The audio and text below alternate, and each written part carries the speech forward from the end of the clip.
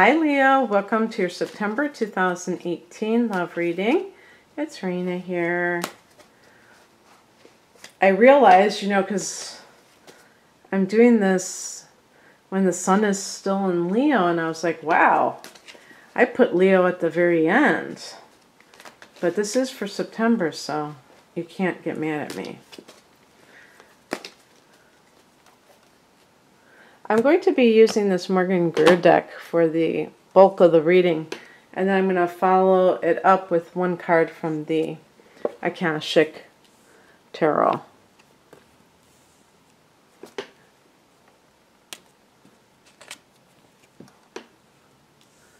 I've been picking the cards that belong to the people, so that's pretty funny.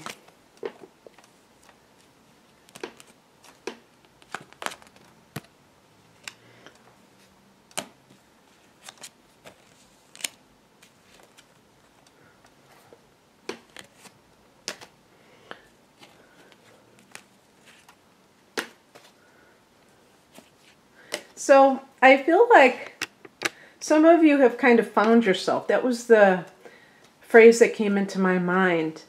And what I mean by that is you may have lost yourself, Leo, somewhere along the way in recent months or maybe in some cases years. And there was perhaps a situation involving someone who has been unfaithful. There are two possibilities, either infidelity or even financial exploitation. And we have this here as the challenge card, the Seven of Swords. So this person, I'm thinking that this person is either not in the picture, or if they still are, you have kind of kicked them to the curb in your mind. And it's just a matter of time before it actually becomes official. So this is my feeling about Leo. And I think some of you have even said that to me when I've mentioned before, Leo being a fixed sign. Sometimes Leos hang on to a relationship far longer than they should. But once they're done, they're done. I think someone told me, they said, once I'm done, I'm done. Even though I may hang on to it, a lot longer than I should, when I'm done, I'm done. And I think that's kind of what it is. Somebody did something underhanded to you one time too many. Took advantage of you one time too many, took advantage of your generosity. And what happened, and I don't know how, but I would call it regain the strength in some way. In other words, that's why I said you found yourself, because this is your card. But your card is strength. A Leo who is where they're supposed to be is a Leo who has a strong sense of themselves.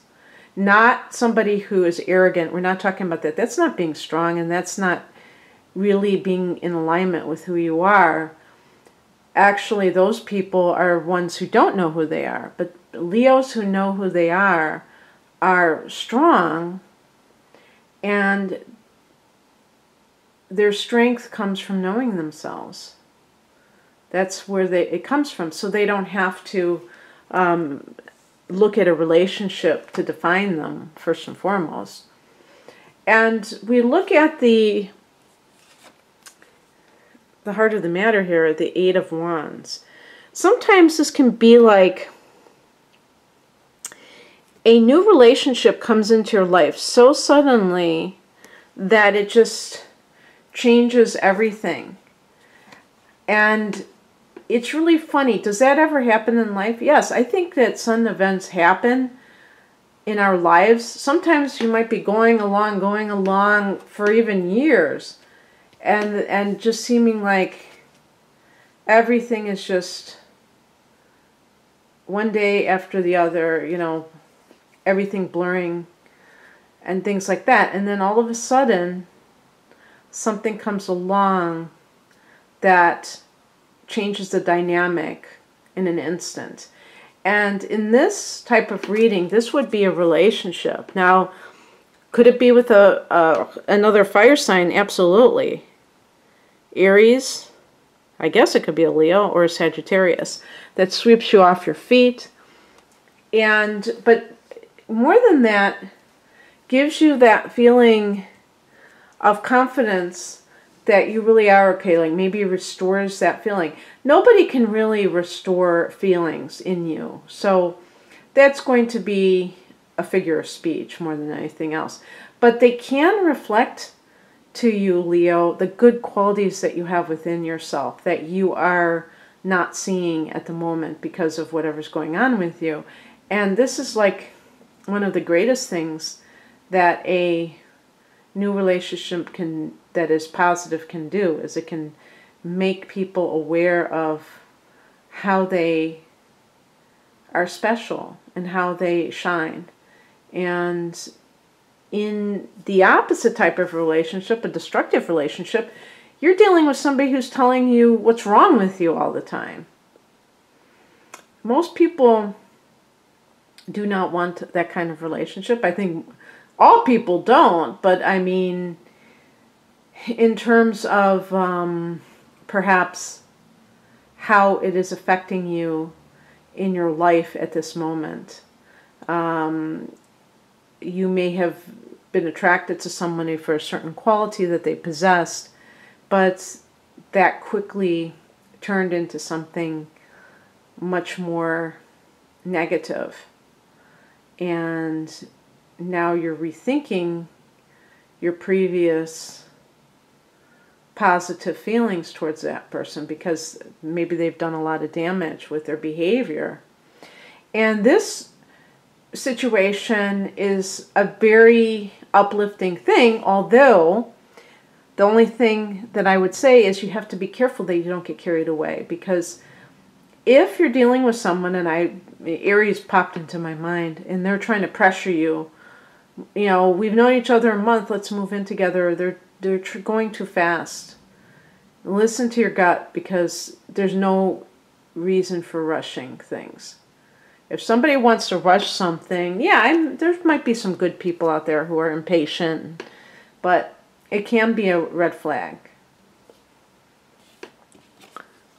The higher message is the Hangman card, which is about letting go and letting God. So it's a card of surrender, but it can also be a card of perspective, hanging loose, you know, again, to counter that Eight of Wands, not feeling the need to rush into something, wanting to gain more information, which is kind of what the whole dating process is about, which used to be called courting.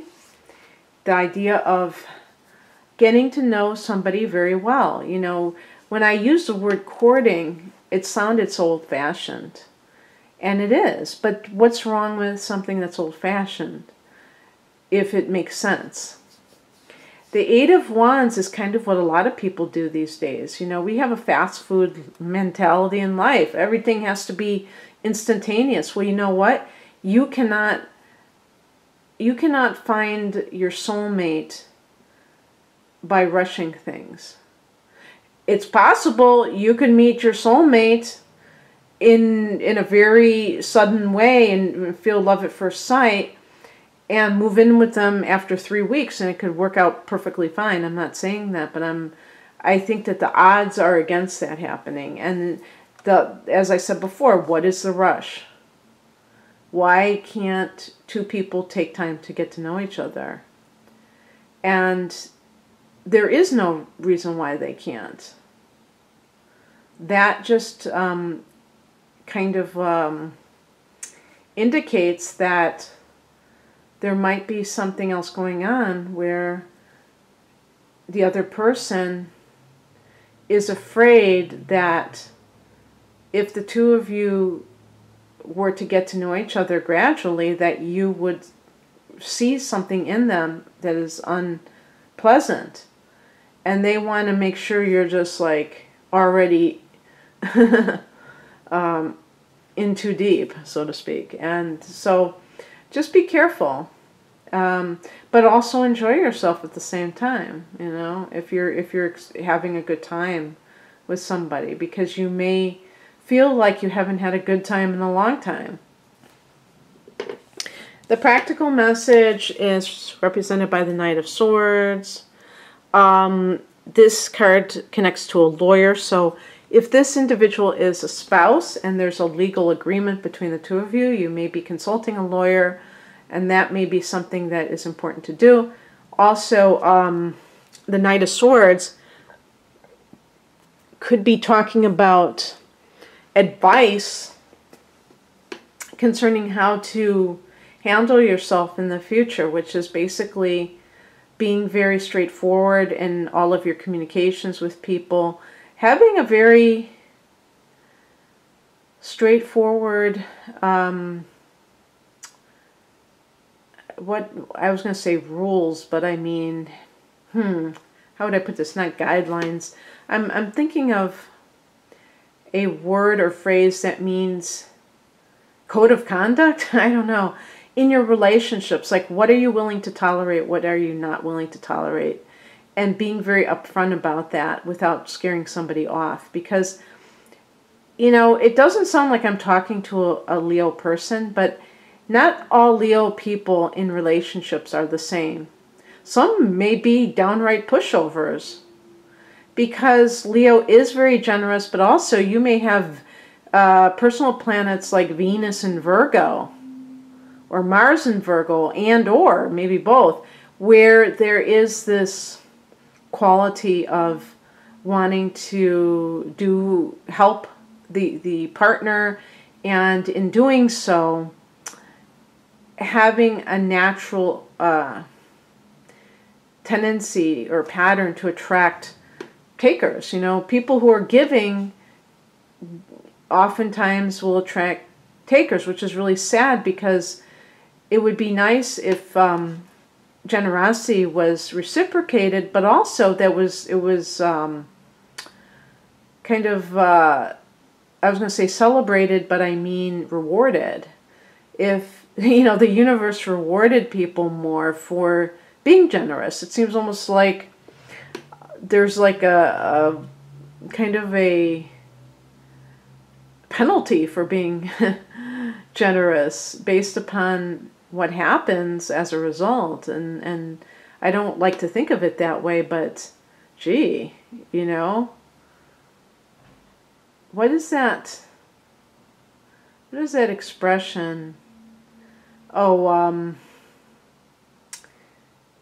about the, you know, rewards. I can't think of it. I think some of you know what I'm talking about, where, you know, your rewards go, no good deed goes unpunished, which is a very cynical saying, but certainly might fit in certain cases. What is coming in is represented by the Page of Swords. So again, another card where the intellect is very important. I think this is talking about cunning, and I think it's actually dealing with this person. We're not talking, I don't think we're talking about a new relationship right now, although it could, no, actually it could relate to that as well. Because the Page of Swords may be telling you that you need to be vigilant if you're dealing with somebody that is a new relationship.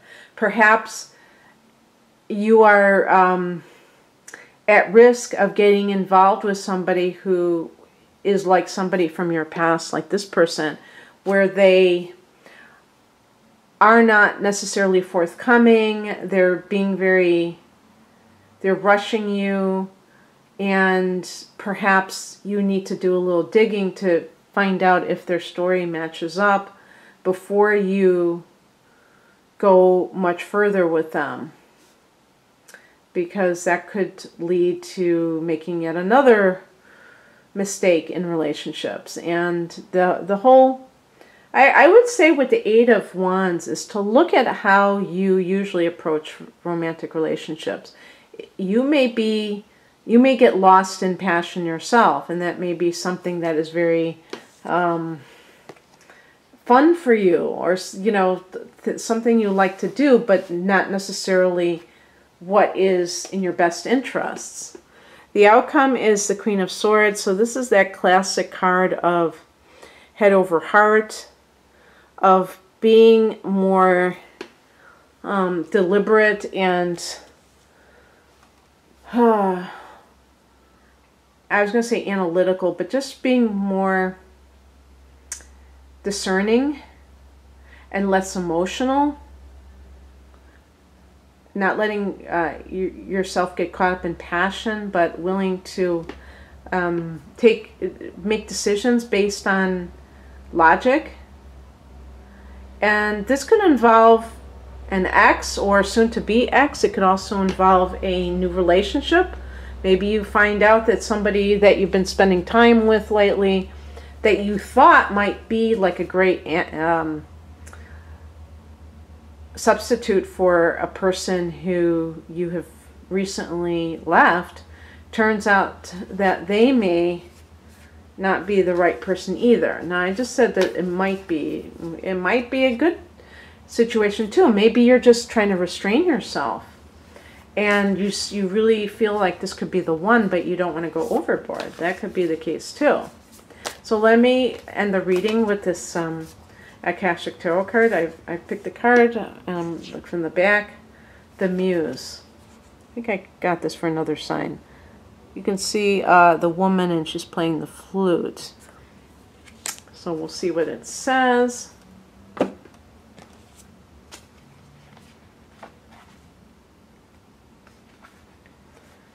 The Muse plays a song of upliftment and imagination. The petals of inspiration drift upon the wind, filling the air with light and creativity. This card shows a time of very heightened resourcefulness and inventiveness for you.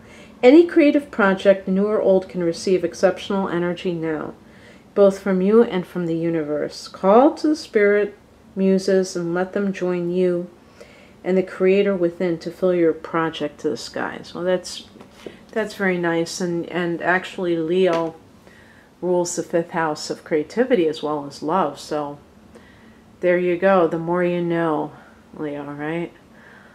So I hope that, and by the way, speaking of creativity, with fire signs, there's natural creativity. That's just how it is. But when a fire sign person is not utilizing this talent, is not exercising their creativity, the tendency to create drama is always there, because the fire sign needs to create. So it's always better to generate your creativity in the form of art, or if you are somebody who loves children, to work with children, if you have children, to spend time with them, but not to generate drama. Drama doesn't serve anyone, and whether you're doing it unconsciously or just because of lack of discernment in relationships, there's always a chance to improve and to grow. And that's what I wish for all of us, including Leos. Okay, Leo, if you'd like a private reading, please visit my website. I'll provide a link to my love reading below. My website is RenaMoonAstrology.com. Have a wonderful September, and happy birthday to those born in August listening in August. Bye.